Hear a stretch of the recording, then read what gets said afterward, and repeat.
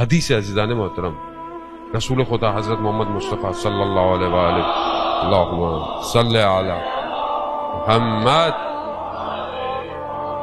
رسول خدا ارشاد فرماتے ایسا زمانہ آئے گا، اپنے صحابیوں کو کہہ رہے ہیں ایسا زمانہ آئے گا جب ان کی ایک نیکی تمہاری 50 نیکیوں کے برابر ہوگی۔ کہا یا رسول اللہ، ہم جنگ بدر میں، جنگ احد میں ہماری 50 نیکیاں؟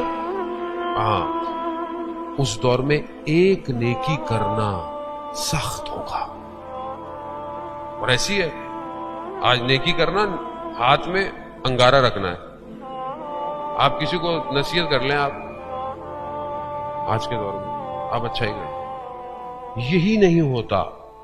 واجب کیا ہے؟ نماز واجب ہے، ماں باپ کا احترام واجب ہے، پردہ واجب ہے، یہ سب واجب ہے نا، خمس واجب ہے، زکوٰۃ واجب ہے، امر بالمعروف نہی عن المنکر، بہرحال یہ ساری چیزیں بھی عروات میں سے، لیکن جو واجبات ہیں وہ واجبات ہیں۔ جب جہاد واجب ہو جائے گا تو وہ بھی واجب ہو جائے گا، باقی چیزیں بہرحال یہ چند واجبات ہیں، جس میں سے کچھ احکام اصلی ہیں، کچھ احکام دوسرے ہیں کہ بہرحال سائڈ۔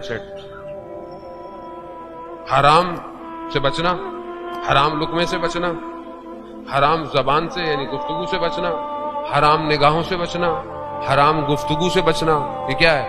حرام ہے، اسے دور بچو، مشکل کام ہے۔ لیکن دور ایسا آ گیا ہے حرام پتہ ہی نہیں چلتا کہ حلال ہے یا حرام ہے۔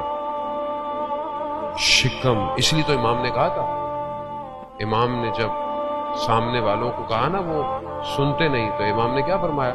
تمہارے شکم حرام سے پر ہیں،